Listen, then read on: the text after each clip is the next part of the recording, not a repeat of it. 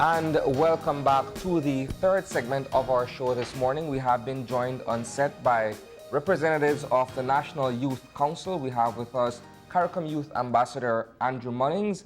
Good morning. Good morning. And we also have with us the first Vice President of the National Youth Council, Dominique Noralez. Good morning, guys. Good morning. Good morning. Where's that young energy? Good morning. Thank you.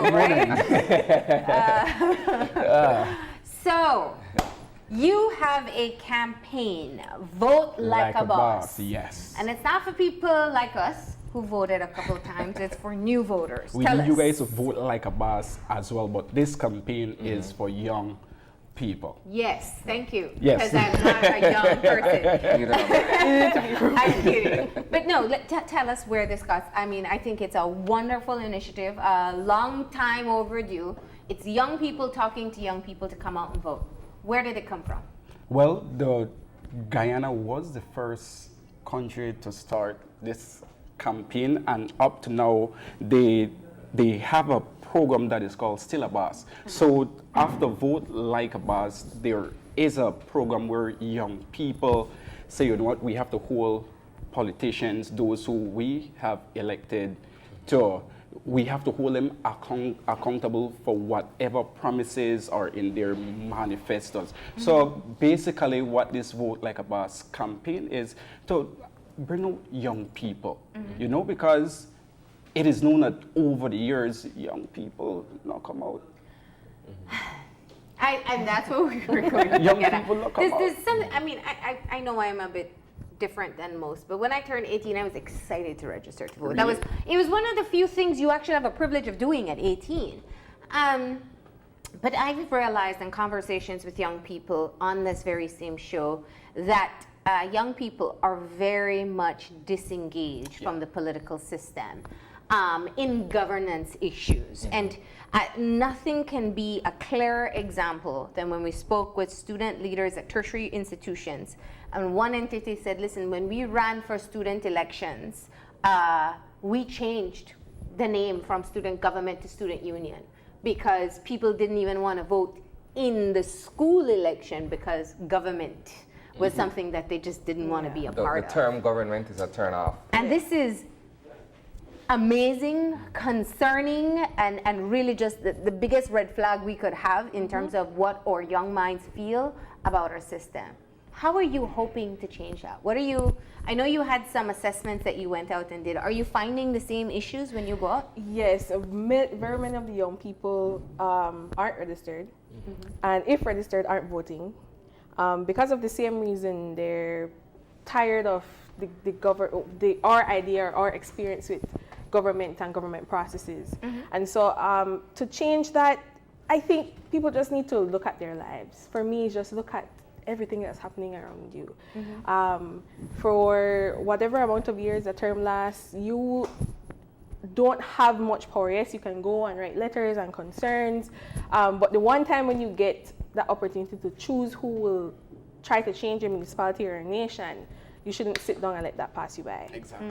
And so that is one of the things. Just look at your lives, just look at the experiences you are having, the experiences of your neighbors, and know that you can make a difference. Can it be argued that at 18 years old, when one becomes eligible to vote legally, that perhaps there are so many other things taking place in one's life that, coupled with the cynicism of having to deal with politics again, that young people just rather stay away from it? It was just one time. Exactly. One time. Exactly. One day. And when I was 18, when I heard the word politics, I had to run.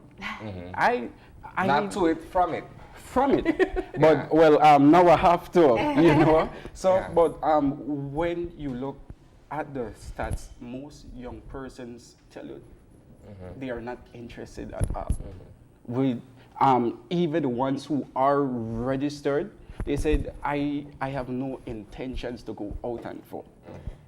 You know, I keep on saying, politics is not a bad word. It's not. It's not. How we are governed, how decisions are made, how my money is my money, your money, our money is being used. There's nothing wrong with being involved in that.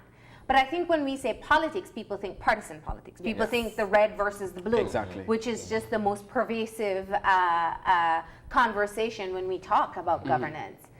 What is different about your mentality as organizers of this movement? What makes you not scared to talk about how our country is governed and the policies that are a part of politics? For me, I just believe that making a difference happens every day, in every form, every decision you make as a citizen of a nation. You have a social responsibility as a global citizen in and of itself to be a part of the decisions that are made from the lowest level to the highest level. So for me, I think it's all about making a difference. Just being informed, because you can't make a decision if you're not informed about it. And so that's what's different for me. And I always say I love my little Belize to no more.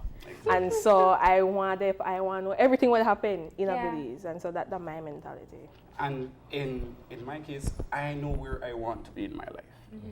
I always, when I was small, I always said, you know what, one day I want in the House of Representatives and all of these. So right now it is my responsibility to start that process from now. And if the future comes and I don't become a politician, whatever, then I want to continue do what I do, advocate for the right. And even if you don't have political aspirations like my colleague and I in later years, you are a citizen here. What happens here affects you. The way how often your bus pass your lane, all of that. How often your trash is picked up or your street. Look, this is free your education, life. no education. This is your life. So even if you don't have political aspirations to be a leader in government, in the government process, in the parliament, you have a responsibility to be involved. I think sometimes people shy away from exercising that right to choose leadership simply because of all the labels and the stigma that comes along with voting red or blue in this case, as the two major parties are concerned, right? People are tasked with going on election day to choose representation, right? Either at the local government level or at the central government level. You're tasked with choosing people who are going to represent your concerns and your needs, respective of being young or old. As long as you're eligible to vote, then you choose representation. But then, when you look at the political climate and the fact that everything is based along party lines, that even if you just want to have your area rep based on the fact that you believe he or she is the most suitable person, the fact that he or she is from a certain group, you automatically get labeled for that. Oh well, maybe the better candidate is a UDP candidate. So you vote based on the fact that, you know, I think this is the man for the job. Is better. You get labeled as UDP once that person doesn't win, right? So people, I think young people are aware of that. But if they're not voting, they don't know. Yeah. And I think that's such a great point, because I as much as we see the red versus blue that plays out in politics, I find more and more in conversation with some young people, there are two options. There's, I don't care, I don't want to be involved, but they also tend to be the independent thinkers as well, those who are non-aligned. And we always forget that there are non-aligned people in this country. But what are you finding when you speak to young people? Have they, you know, once upon a time it used to be whoever your parents and grandparents voted for, whatever color they voted for, you voted for. But I hear from some that they do take a shift. The education they've received, especially those who are more educated, usually may say, I see things differently. Are you finding that? I'm not sure if it's the same for you, but all young persons I've come in contact with and we talk about politics, either they said, not even bring it up. Or two, if you ask them, are they going to vote? The first question you get, why am I going to vote? And when you say, because it's your responsibility, they say, no, tell me, why should I vote? And nothing, no change. And those who are aligned to a certain party, a certain color, you ask them, why do you vote? Oh, because granny that this, mommy that this, so I have to do this. So I am like, so it's a unified rating at line. So the It thing becomes is, traditional or generational. exactly. But the thing is, why do you vote? I mean, we have this campaign. We're trying to bring out young people to vote. But the real thing, why should I vote? That's what they keep on I asking. think for me and my circle of friends, we're very much mixed. And so some people aren't aligned. Some people take time, like myself, to look at everybody's manifesto and look at how it affects my life as it is now. Some people are party aligned and you really can't sway them. Exactly.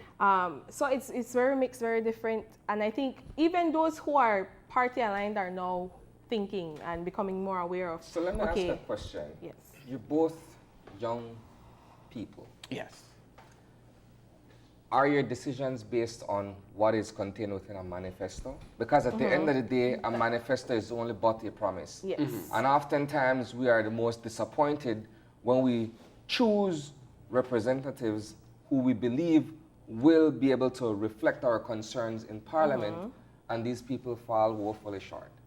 So are the decisions based on what is presented on paper, or do you as young people tend to want to get to know who that politician is who comes around in the Because neighborhood? many times the manifesto is made from who this person is. It's made up from that. And so you have a responsibility to read the manifesto, but also know the person. Look at this person's background. Exactly. Was this person involved before they say, oh, I want to run for politics now, and I want this power, I want this leadership position? You have to look at all of those aspects, the person and the paper. Background is an important thing for me. Not just the paper. I like watch how people talk. When I watch a person sit in an interview, I will buy into it quick. If I don't think what you're to say really hit me, then I just start. You're But not sold. I with like that watch a too- person in With action. that too, you have to be careful because some people are trained. Mm-hmm. So you have to be very careful. You have to watch them when they think no one's watching. I could pick me out, trust me. Well, you can't fake authenticity. I always say that. But you spoke of challenges when you go out, and you've been all over the country, you said, in different, or you've had people in different municipalities reaching out to young people. And you very clearly said that you are meeting, while a mixed bag, that mixed bag has more young people not interested in participating.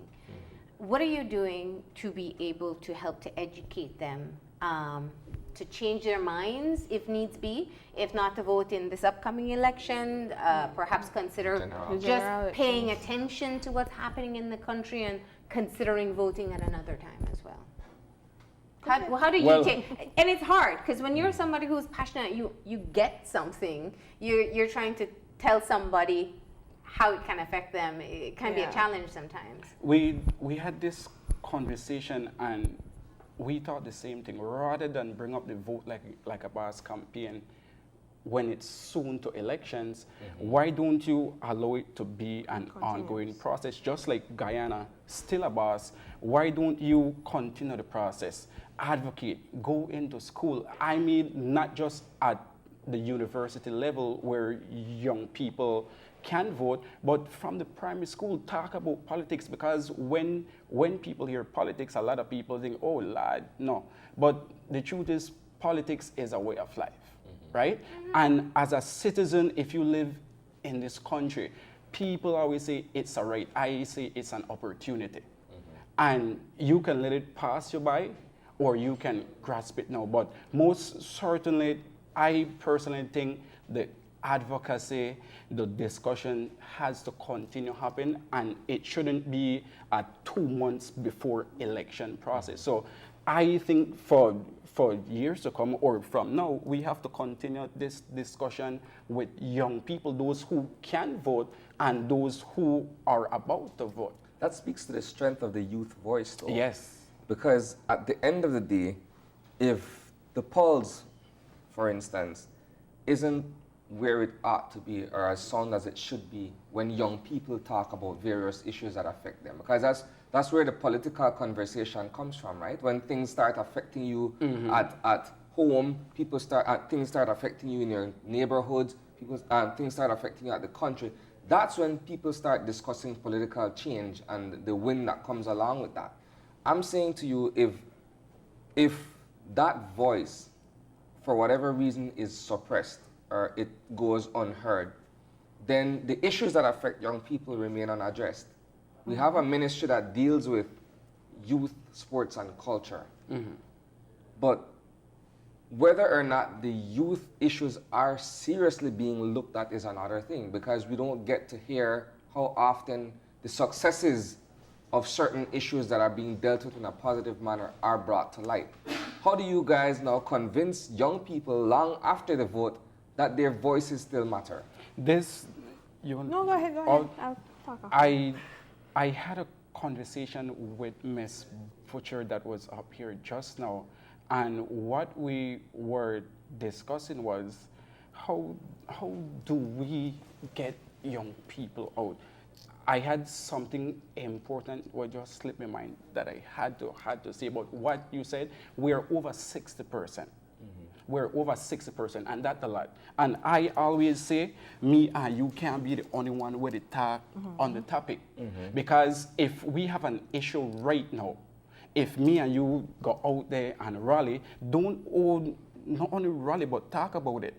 If we don't have young people, if we don't have over 20% of that 60% backing us up, nothing we are rallying for won't even matter. The numbers at the end of the day. Yes, we could talk about it. The discussion has to happen. We could go on Facebook and chat. But if you don't have action, action, that's nothing at the end of the day. Well, see, I always say that, and I want to ask you that question as a part of your follow-up, because I know it's not only the young people, but especially the young people, they're great at hashtags. You put up a post with a hashtag, you'll get some momentum going. But hashtags aren't enough, it requires action. People may hashtag vote like a boss, but don't go out and vote. So let's go back to the issue and how you go beyond spreading the message, but really instigating that feeling for change. Well, I said it before and I'll say it again. I just want people to look critically at their own lives. And just sit down one day and think about whoever is your leader in whatever party, whatever municipality, whatever constituency. Look at your lives and measure it up against what they're doing. That's a powerful statement. Yeah. And if it is that person isn't meeting a certain standard, and if the person presented from the other side isn't meeting a standard, then you have a responsibility to, not even, just go and have a discussion. And it is hard to get to politicians. We're telling from personal experience. It's hard to get to politicians. But if you're adamant enough and if you're respectful enough, because they are people too, and you have to be respectful when approaching them, then they will listen because they don't want to look bad. And so measure up your lives against whatever leader is in your municipality, in your constituency, and then make your decision based on that. And make your actions as a voter, as a citizen, align with that. That's all I have to say. And one of the reasons it is hard is because we don't hold people accountable. If I elect you and I need to see you, not just me personally, but if we have an issue that we have to speak about and we try to get to you and you tell us you won't show up or you will not return calls, then that is our responsibilities as young people, as voters, to say, you know what, that we have the power, Being elected is like a job. We are the boss. Vote like a boss. Yeah. You work for us. You work for us. And this last week, we had the pleasure to interview the mayoral candidates from Belize City, and I had the opportunity to look at people, and know what speaks to me as an individual. And what you said, you have to know what you want for yourself as well, because you could look out and see what is going on, but what if nothing out there speaks to you as an individual. You have to look at yourself. Yeah. So I like that. Okay. So final message to young people across Belize about Vote why they like a should boss. vote like a boss. Well, first of all, you have to know how to vote. You have to know how to register to vote. Yeah. And because some people, again, that came up that some people don't know where the offices are. Some people don't know how to register. Some people say the process is too long, which is not true. The process isn't long. I just registered last September. Guilty. We're just registering at 20. But just go to your offices. It's on the internet. Google it. Google it. We have access to internet. You'll spend the last $2 for data for 4G. Google it. And as always, just come out and make an informed decision. Don't have your friends sway you. Don't. Exactly. You make a decision for yourself and for the family and friends that are surrounding you. And for your community, what is best for your community. Just make that decision. And if you don't know about polls and all of those stuff, I have to give with Facebook page Yes. a little credit. Caricom Youth Ambassadors page, Belize, and the National Youth Council of Belize. We are always posting up stuff, the polls and all of those stuff. If you don't know where the polling stations are, go on those pages and you will see. So I just want to say, come out, vote like a boss. You know what? We can put more energy in it. Vote like a boss. March 7, young people, this is your opportunity. This is your opportunity. Take it, not just make it pass you by. All right. Thank you for being here and best of luck. Thank you Thank so you. much. All right, we're going to go ahead and take a break. And when we come back, we'll find out more about the European Nature Trust and their bike tour across the country. So stay tuned.